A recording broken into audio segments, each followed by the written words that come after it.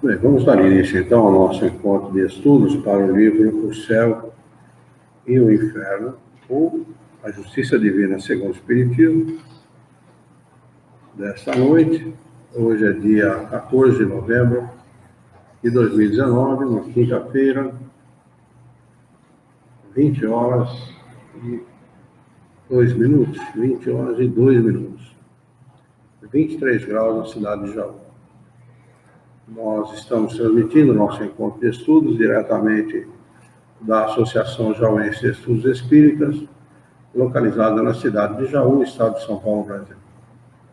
Estão conosco pelo Facebook a Luciana Herrera, a Raquel Poloniato, a dona Sônia Rocha Medeiros e a Aparecida Cristina.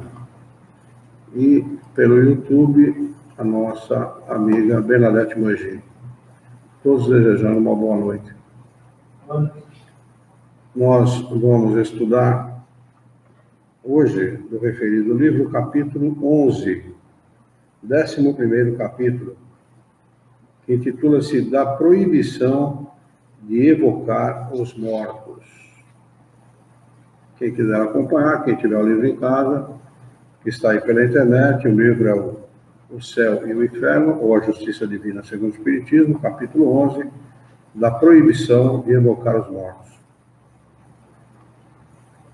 Kardec diz o seguinte, parágrafo 1º, a Igreja não nega, de maneira alguma, a existência das manifestações. Pelo contrário, ela as admite todas, como vimos nas citações precedentes, mas atribuindo-as à intervenção exclusiva dos demônios.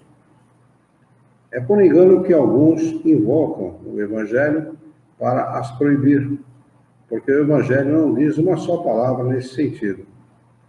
O supremo argumento que se apresenta é a proibição de Moisés, que não faz parte do Evangelho, e sim da Bíblia. Eis em que termos se refere ao assunto a pastoral mencionada nos capítulos precedentes.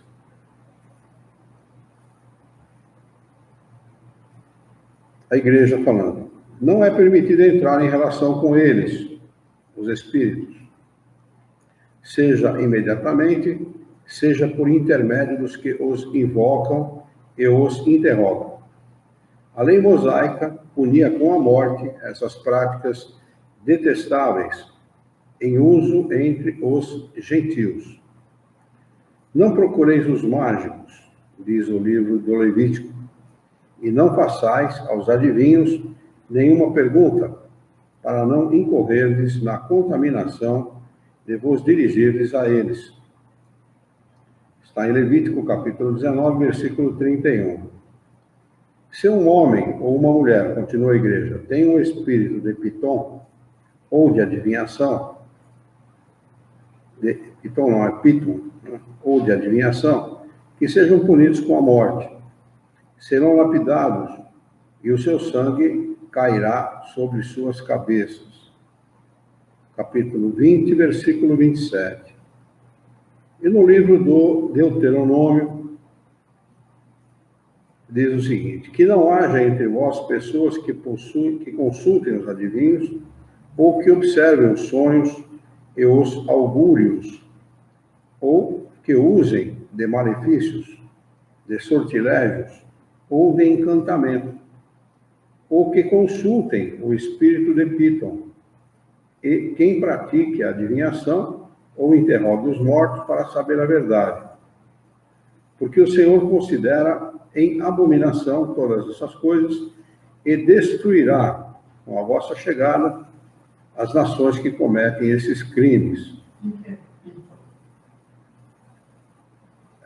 Deve fazer referência à adivinhação mesmo. É uma espécie de bruxa, alguma coisa assim, o nome que se dava. Procura aí Piton, vê se você acha alguma coisa bem. Piton.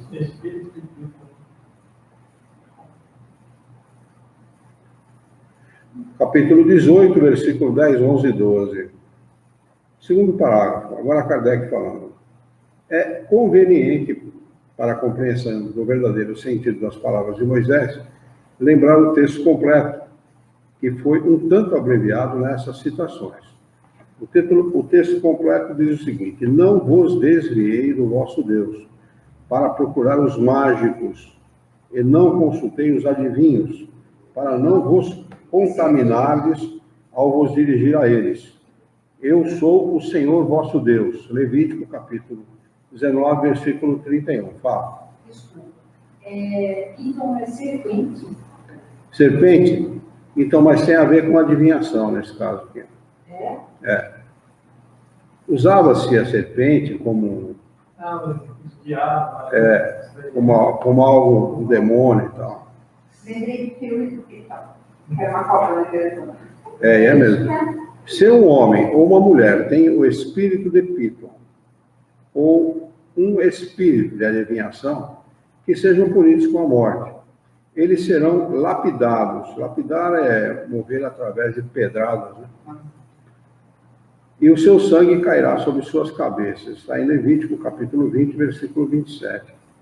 Quando tiverdes entrado no país que o Senhor vosso Deus vos dará, guardai-vos de imitar as abominações daqueles povos, e que não se encontre entre vós quem pretenda purificar seu filho ou sua filha, fazendo-os passar pelo fogo, ou quem consulte os adivinhos, ou observe os sonhos e os augúrios, ou pratique malefícios, sortilégios e encantamento, ou quem consulte os que têm o espírito de Piton. Procura essa expressão, espírito de Piton, porque eu acho que eu sei mais ou menos o que significa isso. Não foi a cobra que assoprou no ouvido da Eva para que ela cometesse o pecado? É nesse sentido. O Piton, na mitologia grega, é uma serpente gigantesca que nasceu do lodo na terra, após grande... Não, tá bom, mas não está nesse caso aqui, não tem a ver com mitologia, não. Não, tem a ver com a história da decadência do homem. Da queda do homem do paraíso para viver na terra. Espírito de Piton. É de ficar como dando maus conselhos. Essa é a verdade. E quem se põe a adivinhar ou interrogar os mortos para saber a verdade. Porque o Senhor considera em abominação todas essas coisas e exterminará todos esses povos na vossa chegada por causa dessas espécies de crimes que eles têm cometido. Está em Deuteronômio, capítulo 20 e 18, versículo 9, 10, 11 e 12. Demônio de adivinhação. Isso, é isso aí. Né? Achei. Parágrafo 3. Se a lei de Moisés deve ser rigorosamente observada nesse ponto, deve ser igualmente sobre todos os outros. Pois como seria ela boa no concernente às evocações e má no tocante a outros assuntos? É necessário ser consequente. Se reconhecemos que essa lei não está mais de acordo com os nossos costumes e a nossa época, por alguns motivos, não haverá razão para que o mesmo não aconteça no tocante à proibição de que tratamos. É necessário que nos reportemos aos motivos determinantes dessa proibição. Motivos que tinham, na ocasião, a sua razão de ser, mas que hoje seguramente não existem mais. O legislador hebreu desejava que o seu povo rompesse com todos os costumes trazidos do Egito, onde as evocações eram usadas de maneira abusiva, como o provam essas palavras de Isaías. Abre aspas. Isaías falando: o espírito do Egito se aniquilará por si mesmo, e eu precipitarei o seu conselho.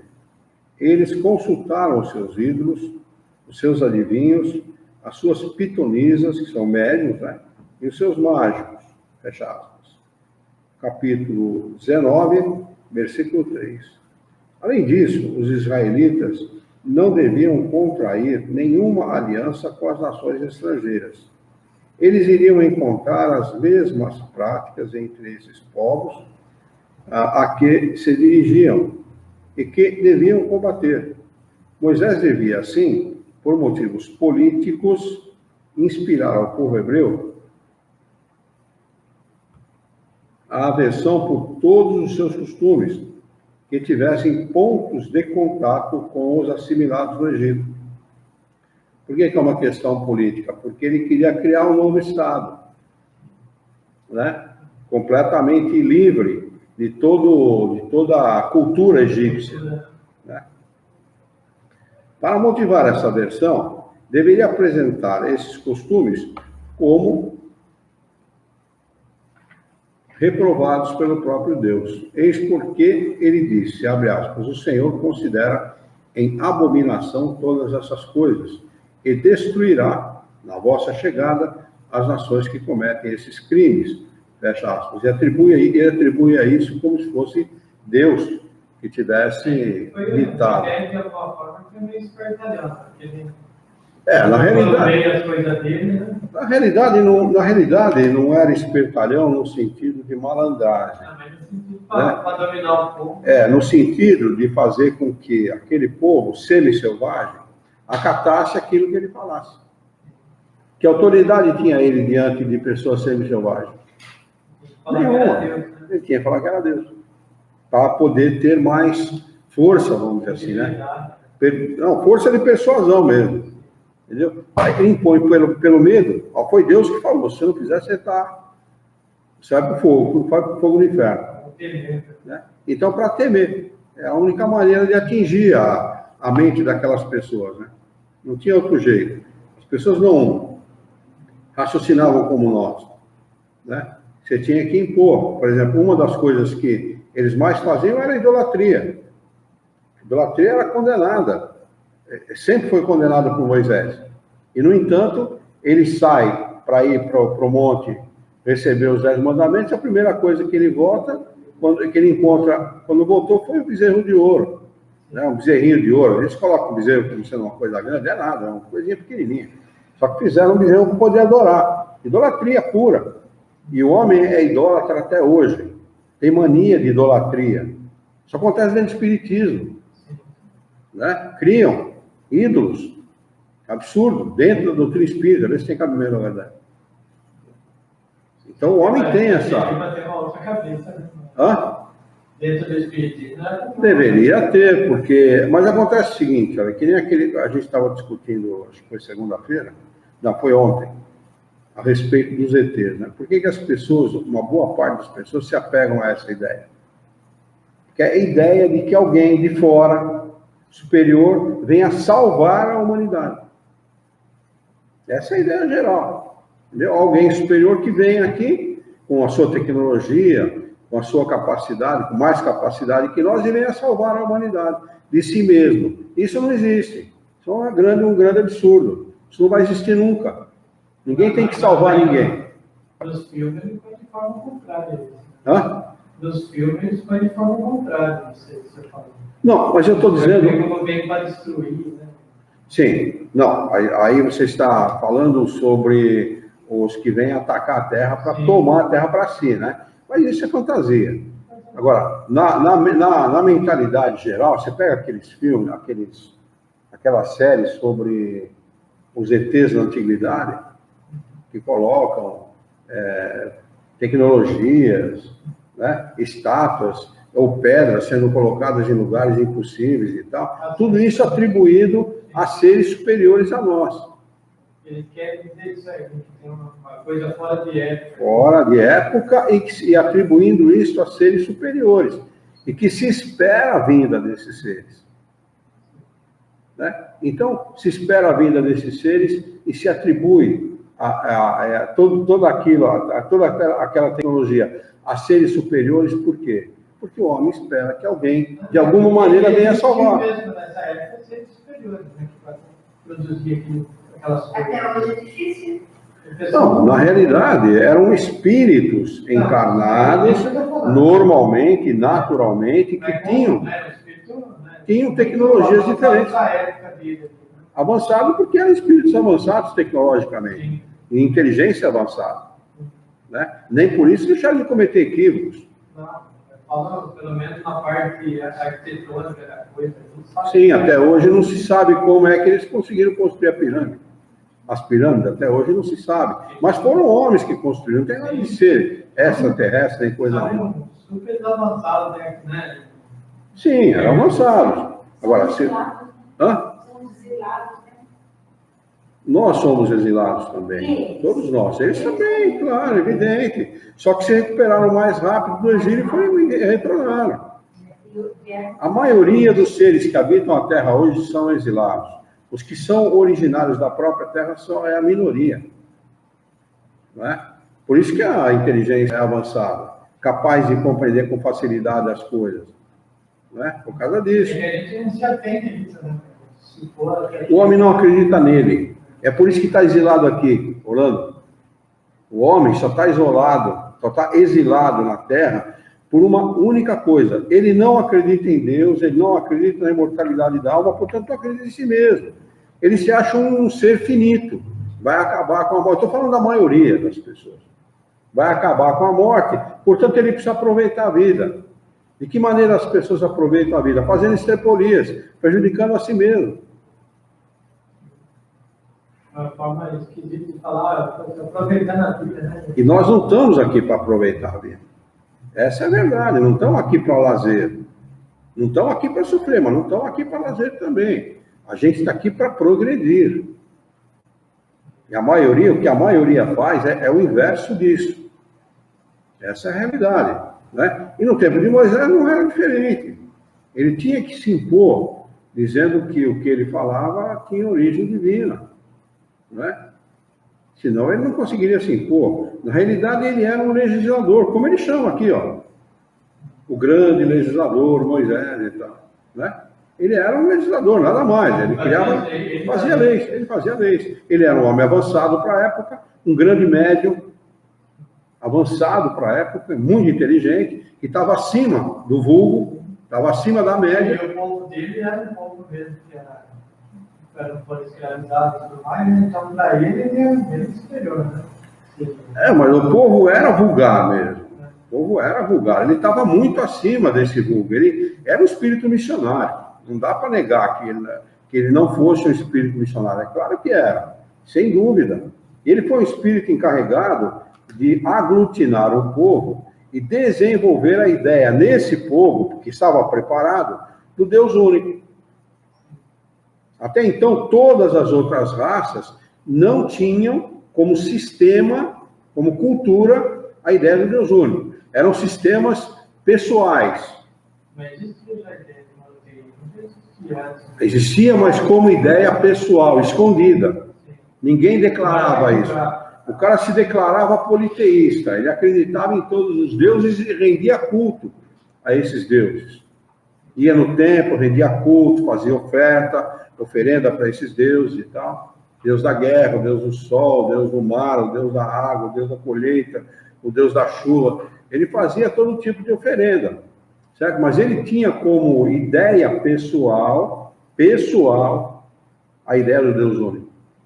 Eram homens mais avançados para a sua época, que tinham isso como ideia pessoal, mas de forma restrita, reservada. Ele não declarava isso. É a mesma coisa que o espírito enrustido. O cara é adepto da doutrina espírita, aceita a ideia, mas não se declara espírita. Até está cheio de gente assim. Tem muita gente assim. Para não ficar mal na fita, né? Para não ficar mal com os outros. Mostrando que o cara, 500 anos antes de Cristo, já tinha ideia que tinha outros mundos que não tem. Sim. Né? Na Terra sempre reencarnarão pessoas, o que Kardec chama de homens de gênio. São homens com inteligência acima do vulgo. Esses homens, normalmente, eles não são reconhecidos quando estão encarnados. Eles vão ser reconhecidos depois. Eles falam de gente que encarnou 300 anos antes de Jesus, 600 anos antes de Jesus, né? 1000 anos antes de Jesus. A pluralidade do mundo em 500 anos antes de Cristo. Né? Totalmente atemporal. Totalmente. Para a época dele, totalmente atemporal. E que é reconhecido hoje. Então, o homem de gênio, o homem acima do vulgo, ele encarna com a missão e normalmente ele sofre por estar cumprindo aquela missão. Ele sofre por quê? Porque não é entendido, não é aceito, e as ideias dele só vão ser aceitas posteriormente. Ele é pego no dogma da igreja, não. Pronto, está enrolado. Por isso que os espíritos falam que muitas vezes o espírito vem em missão na Terra e sequer ele sabe que está em missão. Sequer ele sabe, ele cumpre a tarefa. Eu acho que ele deixa a semente dele ali, mas vai lá na frente e vai aparecer. Por quê? Pela questão do tempo. Não existe gente que viveu há 600 anos, há 1000 anos atrás, 2000 anos atrás, 3000 anos atrás. Espíritos que encarnaram para depositar uma ideia que iria frutificar ao longo do tempo. Como para o espírito não há presente, nem passado, nem futuro, a coisa aconteceu na época que devia acontecer, no momento que devia acontecer. É preciso maturidade do homem, é preciso maturidade da sociedade para aceitar as ideias. Hoje em dia, por exemplo, se fala que nós estamos no século XXI e tentam meter goela abaixo a homossexualidade. Não, nós estamos no século XXI, pô, isso é natural, não natural coisa nenhuma. É imoral. É uma doença. É um absurdo. Certo? Não vai querer meter... Tudo bem, as pessoas têm o direito de fazer da vida dela, cada um tem o direito de fazer aquilo... Cada um tem o direito de fazer da vida dela aquilo que ela quiser. Mas não meter goela abaixo dos outros, impor essa ideia. Porque é um problema mental. A homossexualidade é um problema mental. Não é outra coisa. A sexualidade ela tem uma finalidade. Ninguém nasce homem ou mulher com opção sexual. A pessoa nasce homem ou mulher. Se tiver Y, é homem. Se não tiver Y, é mulher. É fim de conversa. Não tem opção sexual. Está na cabeça das pessoas e querem meter goela abaixo de todo mundo. Peraí, pô. Eu não sou obrigado a suportar esse tipo de ideia. Eu não concordo com esse tipo de ideia. Não é verdadeiro. A natureza mostra que isso não é verdadeiro. Isso é contra a natureza. Não é natural. E em cima disso estão criando um monte de crianças, de jovens que estão se encaminhando por esse caminho, já se deteriorando moralmente. Perigosíssimo. Eu acho perigoso crianças criadas com um casal de homens. Perigosíssimo. Isso abre a porta para droga, álcool, vícios, degeneração moral. Abre a porta para todas essas coisas. Mas então, só o heterossexual que está certo? Absolutamente, não é isso que eu estou falando. O heterossexual, ele é tão prejudicial moralmente à sociedade quanto o homossexual. Tanto o heterossexual como o homossexual tem que se comportar moralmente adequadamente e moralmente perante as outras pessoas. Você não tem o direito de afrontar as outras pessoas por ser hétero ou homossexual. E é isso que os homossexuais fazem. Afrontam a sociedade direto. Querem se impor. Eles têm o direito. Que direito? Tem direito como cidadão. Como cidadão tem todos os direitos. Como homossexual, peraí. Nem eu tenho o direito de impor a minha heterossexualidade para quem quer que seja. Não tem esse direito de ficar beijando minha mulher no meio da rua, afrontando todo mundo, impondo esse tipo de violência contra uma criança, por exemplo.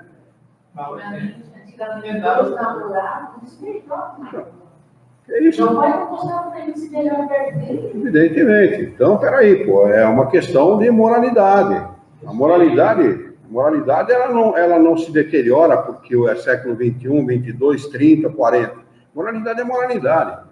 Bons costumes, né? Bem agir. Isso é fundamental. Mas essa coisa gay lá que eles fazem, nossa. Deus me livre, pelo amor de Deus. Mas vamos lá.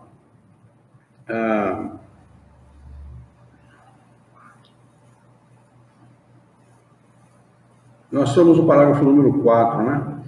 A defesa de Moisés era tanto mais justificada quanto os mortos não eram evocados em virtude do respeito e da afeição por eles, nem por um sentimento de piedade, mas para fins de adivinhação. Esse era o problema. Esse era o real problema. Moisés queria coibir exatamente isso. O espiritismo não evoca os espíritos com esse propósito. Pelo menos os espíritas sérios. Se não for sério, não é espírita. Tá certo? Aqui, a defesa de Moisés era tanto mais justificada quanto os mortos não eram evocados em virtude do respeito e da afeição por eles, que é isso que a doutrina espírita faz, né? Vai evocar o seu parente, o seu amigo, o seu irmão, a pessoa que ama, para saber como ela está, né? Para ter contato com ela, como se ela fosse procurar ela quando ela estava viva, a mesma coisa, né? Nem por um sentimento de piedade, mas para fins de adivinhação, para saber onde o sujeito escondeu o dinheiro, a fortuna, enfim, esse tipo de coisa. Onde deixou a chave do cofre, esse tipo de coisa. Como era no tempo de Moisés, de Kardec, as primeiras manifestações espíritas era a mesma coisa. O pessoal sempre querendo tirar proveito. Sempre querendo tirar proveito material. Material. Diz que muita gente respondeu, obteve respostas agressivas a esse respeito. Ia perguntar para o espírito, tempo de Moisés, de Kardec, ia perguntar para o espírito, meu marido me trai? Não faça essa pergunta não, porque quem trai ele é você. Desse jeito, na frente de todo mundo. Olha a vergonha. Da mesma maneira que se consultavam os augúrios e os presságios explorados pelo charlatanismo e a superstição, quer dizer, a gente ganhava dinheiro com isso. Por mais que fizessem, entretanto, não conseguiu arrancar do povo esses costumes que se haviam transformado em objeto de comércio, como o atestam as seguintes passagens do mesmo profeta. Até hoje. Até hoje. Até hoje. A gente que prega papel no poste, né? Espírita, fulana de tal, traga o seu marido de volta, coisa absurda. Chamar isso de espiritismo. Não está nem perto de espiritismo isso. Quem é o profeta? Acho que... Quem é o profeta que fala mesmo? Ele fala do profeta aqui, mas eu não estou lembrando do profeta. Ele fala aqui de Levítico, Deuteronômio. Ele citou qual profeta? Moisés. Não, mesmo Moisés? Hã? Não é do Moisés, né? Não, Moisés não foi um profeta. Que eu saiba, Moisés não foi um profeta. Começa com Moisés aqui. Só se ele está atribuindo a Moisés isso que ele está dizendo, mas vamos ver. E quando eles vos disserem, consultai os mágicos e os adivinhos, que murmuram os seus encantamentos, respondei-lhes, cada povo não consulta o seu Deus? E deve-se falar aos mortos do que respeita aos vivos, a Isaías, está vendo? Agora sim. Isaías capítulo 7, versículo 19. Sou eu que faço ver a falsidade dos prodígios da magia, que tornam insensatos os que se atrevem a adivinhar, que transtorna o espírito dos sábios e converte em loucura a sua ciência vã. Capítulo 49, versículo 25. Que esses adivinhos que estudam o céu, que contemplam os astros e contam os meses para fazer predições, que desejam revelar-vos o futuro, venham agora e vos salvem. Eles se transformaram como em palha e o fogo os devorou. Não puderam livrar suas almas das chamas ardentes. Não restará do fogo em que se abrasarão, nem mesmo os carvões com os quais alguém se possa esquentar, nem fogo ante o qual alguém se possa sentar. Eis no que se transformarão todas essas coisas, as quais vos entregastes com tanto trabalho. Esses comerciantes que negociam convosco desde a vossa juventude foram todos um de um lado, outro de outro, sem que se encontre um só que vos livre dos vossos males. Capítulo 47, versículo 13, 14 e 15. Nesse capítulo, Isaías se dirige aos babilônios, usando a figura alegórica da Virgem, filha da Babilônia, filha dos caldeus, versículo 1, diz que os encantamentos não impedirão a ruína da sua monarquia. No capítulo seguinte, ele se dirige diretamente aos israelitas. Vinde aqui, vós outros, filhos de uma feiticeira, raça de um homem adúltero e de uma mulher prostituída, com quem divertistes, contra quem abristes a boca e lançastes as vossas línguas perfurantes? Não sois os filhos pérfidos e os bastardos rejeitados, vós que procurais vossa consolação nos vossos deuses, sob todas as árvores frondosas em que sacrificais os vossos filhos pequenos nas torrentes ante as rochas elevadas? Pusestes a vossa confiança nas pedras da torrente, derramastes licores em sua honra, oferecestes sacrifícios a ela. Depois disso, a minha indignação não devia explodir? Capítulo 57, versículo 3, 4, 5 e 6. Quer dizer, o que se transformou esse tipo de coisa? Em abominação mesmo, verdadeira abominação. Quer dizer, José Augusto está conosco, bem-vindo, Zé. As pessoas utilizavam esse tipo de coisa para magia, para coisa absurda, né? Não tem nada a ver com o que se faz hoje com a doutrina espírita. Até hoje faz essas coisas também, né? Sim, até hoje. E muitas vezes confundida com a doutrina espírita, que não tem absolutamente nada a ver com a doutrina espírita, né?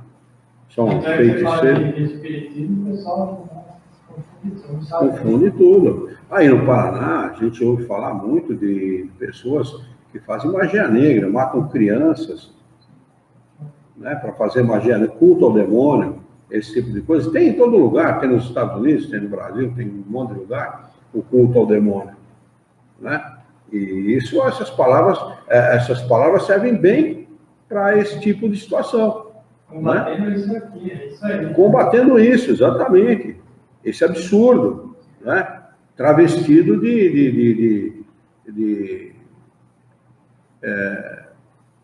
Oi, a Ellen está conosco, bem-vinda, viu, Ellen? Boa noite para você também.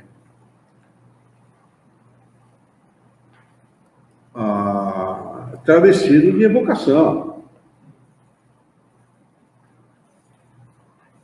Essas palavras são inequívocas. Elas provam claramente que naquele tempo as evocações tinham por fim a adivinhação, fazendo-se delas um comércio. Estavam associadas às práticas mágicas e supersticiosas, sendo até mesmo acompanhadas de sacrifícios humanos. Moisés, portanto, tinha razão de proibir essas práticas, dizendo que Deus as considerava abomináveis. Aliás, essas práticas supersticiosas sobreviveram até a Idade Média, mas hoje a razão as afugentou. E o Espiritismo veio demonstrar que as relações com além-túmulo têm um sentido exclusivamente moral, consolador e, portanto, religioso. Quando ele fala que a razão abomina esse tipo de coisa, abomina mesmo, mas acontece até hoje. Só que houve um tempo que isso era aceito como coisa natural, como uma necessidade. Hoje não mais. A pessoa faz, mas faz escondido. E se ela for pega, ela vai ser presa como criminosa. Não se aceita mais esse tipo de situação. É disso que Kardec estava falando. Porque hoje também acontece. Ainda hoje, século XXI, acontece esse tipo de coisa. Infelizmente, né? Moisés, portanto, tinha razão de proibir essas práticas, dizendo que Deus as considerava abomináveis, e considera mesmo, né? Está claro que isso é abominado por Deus, né? Aliás, essas práticas supersticiosas sobreviveram até a Idade Média, mas hoje a razão as afugentou, e o Espiritismo veio demonstrar que as relações com o além-túmulo têm um sentido exclusivamente moral, consolador e, portanto, religioso. Religioso no sentido do respeito, né, que se tem a esse tipo de prática. Desde que os espíritas não fazem sacrifícios de crianças e não derramam licores em homenagem aos deuses, desde que não interrogam os astros, nem os mortos, nem os adivinhos, para conhecer o futuro, que Deus prudentemente ocultou aos homens.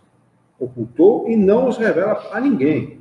Né? Tem ninguém que é capaz de adivinhar o futuro, coisa nenhuma. Isso é um absurdo. E desde que eles repudiam toda forma de comércio da faculdade que alguns possuem de comunicar-se com os espíritos. Se alguém pedir dinheiro para se comunicar com os espíritos, fuja dele como o diabo da cruz, porque ele não é espírita coisa nenhuma. Todo mundo que pede dinheiro nesse sentido não é espírita, está utilizando a mediunidade para ganhar dinheiro. Isso não é doutrina espírita. O centro espírita não pede dinheiro para ninguém, faz a caridade sem cobrar um centavo.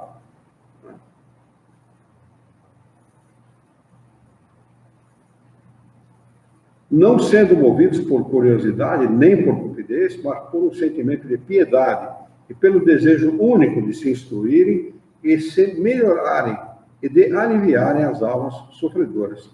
A proibição de Moisés não se refere a eles de maneira alguma. Para isso, é que deviam atentar os que invocam essa proibição contra os espíritas. Se eles aprofundassem melhor o sentido dessas palavras bíblicas, teriam reconhecido que não existe nenhuma analogia entre o que se passava com os hebreus e os princípios atuais do Espiritismo. Tanto mais que o Espiritismo condena precisamente tudo o que dera motivo à proibição de Moisés.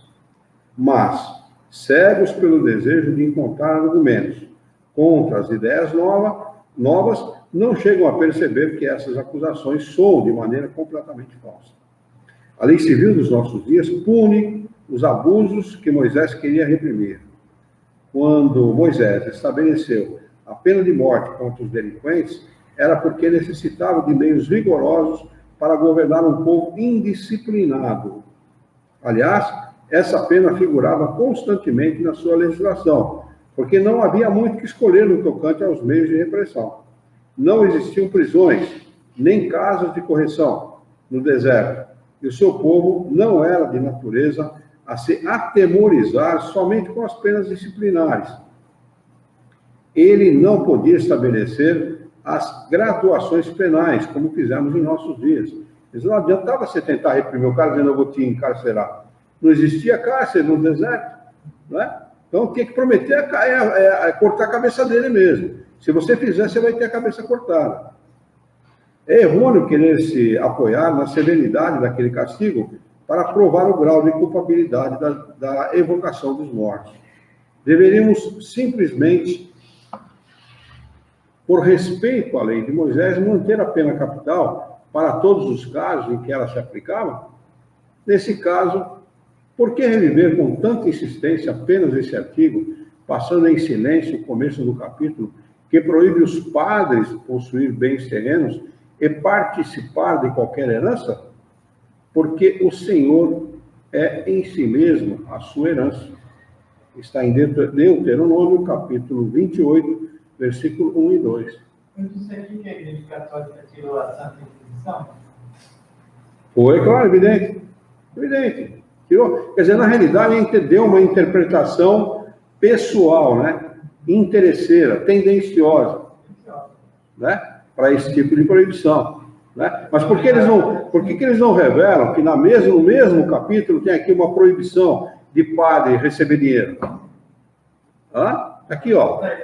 Aqui, ó. Eles dizem, nem caso pode reviver com tanta insistência apenas esse artigo, passando em silêncio o começo do capítulo, que proíbe aos padres possuir bens terrenos e participar de qualquer herança. Por que eles não revelam isso? Porque não interessa, né? Isso não interessa. E tanto é que as igrejas europeias são todas revestidas com ouro roubado do Brasil. A maioria delas. Roma é uma delas, né? Roubada de nós, brasileiros. Né? Muitas delas em Portugal, outras na França, outras na Holanda, outras em Roma, né? Paredes revestidas de ouro roubado de nós, os brasileiros, como sempre roubados, né? Pegar humildade, pegar... Tá bom. Muito humilde, né? Tá.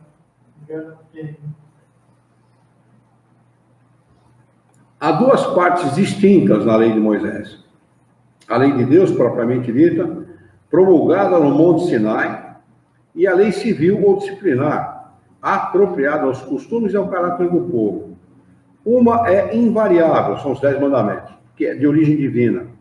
A outra se modifica segundo os tempos, é a lei civil, né? Vai se modificando conforme os costumes, conforme o caráter de cada povo, conforme a necessidade de repressão, né?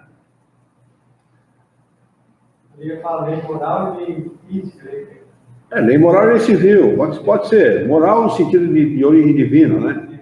Porque os 10 mandamentos têm origem divina. O que fala os 10 mandamentos? O que falava os 10 mandamentos na época de Moisés não se muda hoje, é verdade até hoje. Por isso que é de origem divina. Já a lei civil, não. Vai mandar decapitar alguém porque evocou o espírito? Evidentemente que não. Né? Cabia naquela época. Cabia naquela época, hoje não. Né?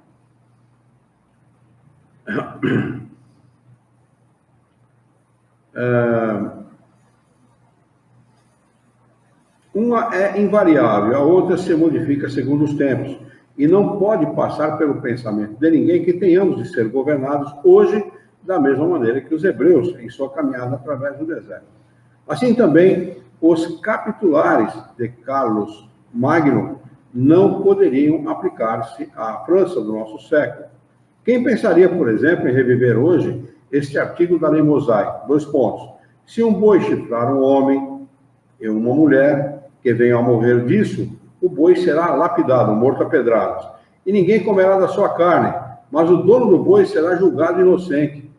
Como é que você pode aplicar uma lei dessa hoje em dia? Que absurdo.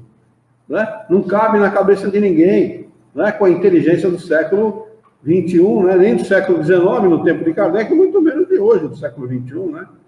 Isso está em Êxodo, capítulo 21, versículo 28 seguinte. Quem não confia naquilo que Kardec escreveu, vai lá conferir a Bíblia, né? Êxodo, capítulo 21, versículo 28 e seguintes.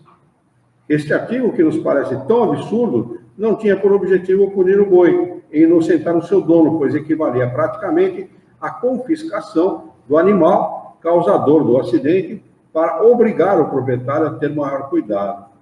A perda do boi representava a punição do dono, que devia ser bastante grave num povo de pastores, impedindo os descuidados de caírem em outra falta.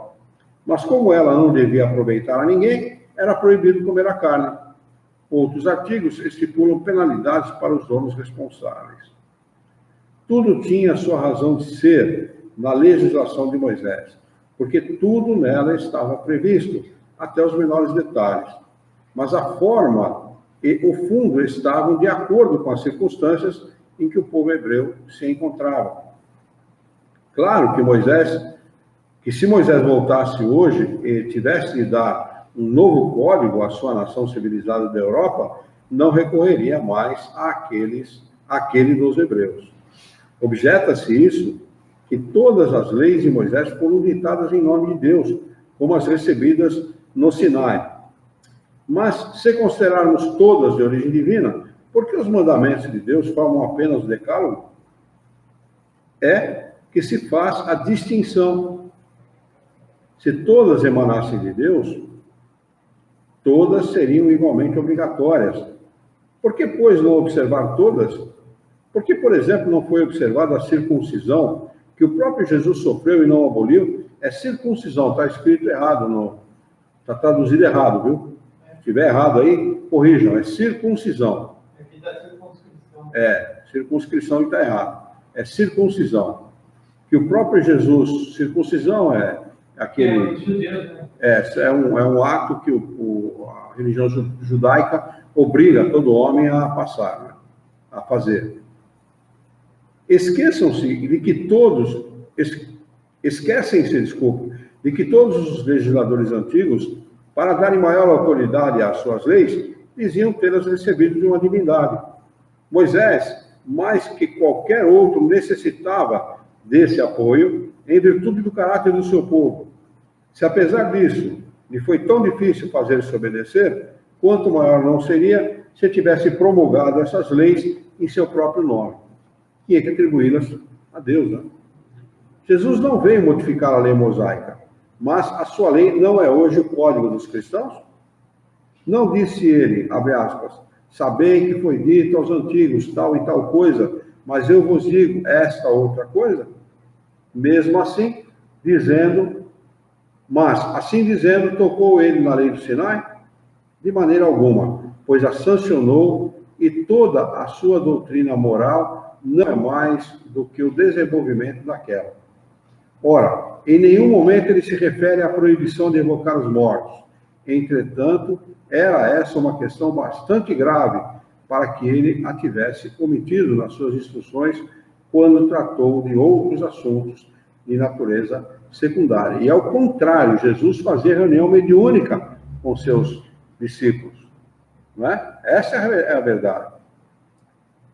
Parágrafo de número 7. Em resumo, trata-se de saber se a igreja coloca a lei mosaica acima da lei evangélica. Não poderia colocar. Se coloca, não deveria. Ou melhor, se ela é mais judia do que cristã. É mesmo de se notar que de todas as religiões, a que se menos opôs ao espiritismo foi a judia, a religião judaica, que não invocou contra as relações com os mortos a lei de Moisés, sobre a qual, entretanto, se apoiam as seitas cristãs. Aqui tem um rodapé, a nota do Tantoro, que diz: essa observação de Kardec é das mais significativas e tem a sua explicação na própria história da religião judaica. Toda ela, como se vê na Bíblia, na Cabala, no Talmud e na literatura do povo hebreu, antiga e moderna, fundada nas manifestações espirituais. O teatro e a ficção moderna de Israel, como a antiga literatura hebraica e a moderna literatura Yiddish, não escapam à tradição das visões, das aparições e até mesmo das materializações que marcam toda a cultura judaica. No próprio texto bíblico, encontramos passagens em que Moisés, como no caso típico de Eldad e Medad, Números, capítulo 13, versículo 24 a 29, se declara francamente favorável à mediunidade. Além disso, sabe-se que a tenda de Moisés era uma câmara mediúnica, em que o Espírito de Jeová chegava a materializar-se. Espírito de Jeová, e não Deus. Jeová era um espírito, não é? Provavelmente espírito guia de Moisés, provavelmente. Não é? E não Deus, né? É um absurdo, né? As pessoas, em pleno século XXI, com tanta informação, ainda acreditarem que era Deus que se manifestava. É um absurdo. Deus não está na sua criação, ele está fora dela. Não vai se manifestar nunca aos homens. Moisés, é verdade, abrange na sua proibição a interrogação dos mortos, mas isso apenas de maneira secundária, como um acessório das práticas de feitiçaria. A palavra interrogar, colocada ao lado das palavras adivinhos e augures, prova que entre os hebreus as evocações constituíam um meio de adivinhação. Ora, os espíritos não evocam os mortos para obter revelações ilícitas, mas para receberem os seus conselhos e procurar o alívio dos que sofrem. É claro que, se os hebreus não se tivessem servido das comunicações de além-túmulo com esse fim, longe de as proibir, Moisés as encorajaria, porque elas teriam tornado melhor o seu povo. Se alguns críticos irônicos ou mal intencionados têm apresentado as reuniões espíritas como assembleias de feiticeiros e necromantes, e os médiuns como ledores de sorte, se por outro lado, alguns charlatães misturam o nome do espiritismo a práticas ridículas que ele desaprova, entretanto, muita gente sabe como considerar o caráter essencialmente moral e sério das reuniões espíritas. Aliás, a doutrina escrita e divulgada por todo mundo protesta suficientemente contra os abusos de toda a espécie para que a calúnia possa recair sobre quem realmente a merece. Dizem que a evocação é uma falta de respeito para com os mortos, cujas cinzas não devemos perturbar. Quem disse isso? Os adversários dos dois campos opostos, que nesse momento se dão as mãos.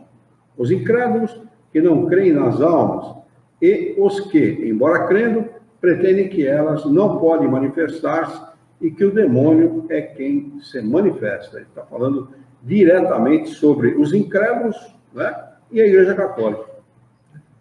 Quando a invocação é feita religiosamente, com o devido recolhimento, em nome de Deus, ele devia ter colocado aqui, não colocou, mas isso está evidente para quem já estudou a obra até aqui, né? Quando os espíritos são chamados com afeto e simpatia, pelo desejo sincero de instrução e de aperfeiçoamento moral, e não por curiosidade, não se percebe o que haveria de falta desse respeito. O que haveria de falta de respeito. E isso tanto ao chamar as pessoas, depois de mortas, como durante a vida.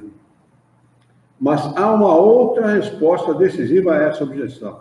É que os espíritos se manifestam livremente e não de maneira forçada. Eles costumam vir espontaneamente até nós, sem serem chamados, e revelam a satisfação de poderem comunicar-se com os homens, lamentando frequentemente o esquecimento em que às vezes os deixam. Se eles fossem perturbados na sua paz, ou não gostassem de ser chamados, declarariam isso e não nos atenderiam, desde que são livres, quando nos atendem, e é porque isso lhes convém. Alega-se ainda, abre aspas, as almas moram no lugar que a justiça de Deus lhes determinou, seja no inferno ou no paraíso, fecha aspas. Assim, isso é a igreja falando. Comenta Kardec, assim, as que estão no inferno não podem sair, embora toda a liberdade seja dada aos demônios nesse sentido. É um contrassenso, um absurdo. As que estão no paraíso acham-se inteiramente entregues à beatitude e estão muito acima dos mortais para se preocuparem conosco, sendo muito felizes para voltar a esta terra de misérias, interessando-se pelos parentes e amigos que aqui deixaram. Estas almas seriam como os ricos que desviam a vista dos pobres, com receio de que lhes perturbem a digestão? Se assim fosse, eles seriam bem pouco dignas da felicidade suprema, que seria, por sua vez, o prêmio do egoísmo. Restam aquelas que estão no purgatório, mas essas são almas sofredoras e têm de estar, antes de tudo, na própria salvação. E têm de pensar, antes de tudo, na própria salvação. Dessa maneira, nenhuma delas podendo nos atender, é somente o diabo que se apresenta. Mas se elas não podem vir, não há nenhum motivo para temermos perturbar o seu repouso. Aqui se apresenta outra dificuldade. Se as almas que estão na beatitude não podem abandonar a sua moradia, feliz para socorrer os mortais, por que a igreja invoca a assistência dos santos, que devem gozar da maior soma possível de beatitude? Por que aconselha ela aos fiéis que os invoquem nas doenças, aflições e para se preservarem dos flagelos? Por que, segundo ela, a Igreja Católica, os santos, a própria Virgem, mostram-se aos homens através de visões e fazem milagres? Eles deixam, então, o céu para vir à terra. Se esses espíritos se encontram no mais alto dos céus, podem deixá-lo por esse motivo, os que estão mais embaixo não o poderiam? Que os incrédulos neguem a manifestação das almas, isso se concebe em razão da sua própria descrença. Mas o que estranha é ver aqueles cuja crença repousa precisamente na existência da alma e no seu futuro se encarniçarem contra os meios de se provar que ela existe, esforçando-se por demonstrar que isso é impossível. Pareceria natural ao contrário, os que têm maior interesse na sua existência aceitassem com alegria e como uma graça da providência o aparecimento dos meios de confundir os negadores por provas irrecusáveis, desde que são eles os negadores da própria religião. Deploram essas pessoas incessantemente a propagação da incredulidade que aniquila o rebanho de fiéis mas quando se lhes apresenta o mais poderoso meio de combatê-la, repelem-no com mais obstinação do que os próprios incrédulos. Depois, quantas provas se multiplicam a ponto de não deixarem nenhuma dúvida, recorrem como argumento supremo à proibição de tratar do assunto e procuram, para justificá-la, um artigo da lei de Moisés de que ninguém se lembrava e ao qual pretende dar, de qualquer maneira, uma aplicação que não pode ter. E ficam muito felizes com essa descoberta, sem perceberem que esse mesmo artigo constitui uma justificação da doutrina espírita. Todos os motivos alegados contra as relações com os espíritos não podem suportar um exame sério. Do próprio empenho com que se entregam a essa luta, pode-se deduzir que a questão envolve grandes interesses, pois, do contrário, não haveria tamanha insistência. Ao ver esta cruzada de todos os cultos contra as manifestações, poderíamos dizer que eles estão atemorizados. O verdadeiro motivo poderia ser o temor de que os espíritos, demasiado clarividentes, viessem a esclarecer os homens sobre os pontos que eles teriam de manter na obscuridade, fazendo os homens conhecerem de maneira precisa o que se refere ao outro mundo e as verdadeiras condições para serem felizes ou infelizes. É por isso que, da mesma maneira que se diz de uma criança, não vá lá, porque existe um lobisomem, dizem aos homens, não evoqueis os espíritos, pois quem atende é o diabo. Mas não haverá dificuldade se proibirem aos homens de evocar os espíritos. Não poderão os espíritos de virem até os homens para tirar a lâmpada debaixo do alqueire. O culto religioso que estiver de posse da verdade absoluta, nada terá a temer da luz, porque a luz fará ressaltar a verdade e o demônio não poderá prevalecer contra a verdade.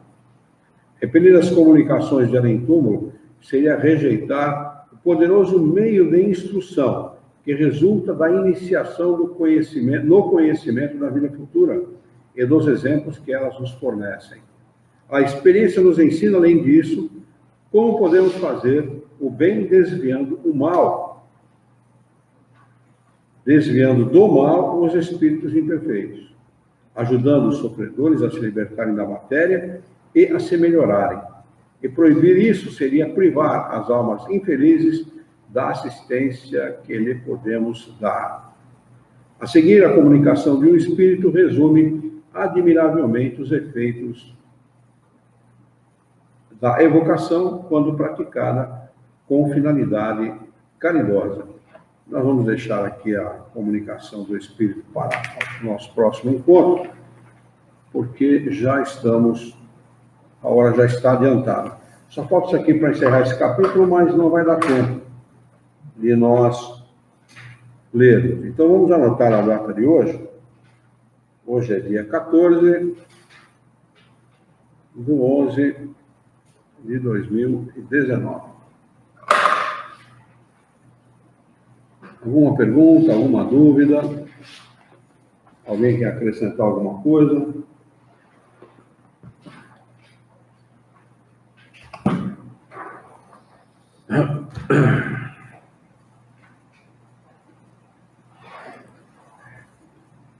Podemos encerrar? Vamos elevar o nosso pensamento, mentalizar a figura excelsa e amiga de Jesus, nosso mestre, nosso modelo e guia da humanidade, e juntos com Jesus vamos nos dirigir ao Criador, ao Senhor da vida, fonte inesgotável de paz, de amor, de bondade, de misericórdia e justiça, para agradecê-lo muito pela oportunidade de aqui estarmos reunidos em seu nome, para discutirmos as questões propostas pelos estudos dessa noite. Queira a vossa bondade, o vosso amor, a vossa misericórdia, que tenhamos bom ânimo, coragem, determinação, ideias renovadas, alegria de viver e muito entusiasmo para que nós possamos trabalhar, sermos úteis à sociedade em que vivemos e, dessa forma, dignificar a vida. Ajuda-nos, Senhor, dá-nos a força necessária, a coragem para que nós possamos orientar a própria existência por um profundo e sincero respeito pelo nosso próximo. Em teu nome, em nome de Jesus, em nome dos bons espíritos, em nome do nosso diretor espiritual e de sua equipe, nós declaramos encerrado o nosso encontro de estudos dessa noite, e que assim seja.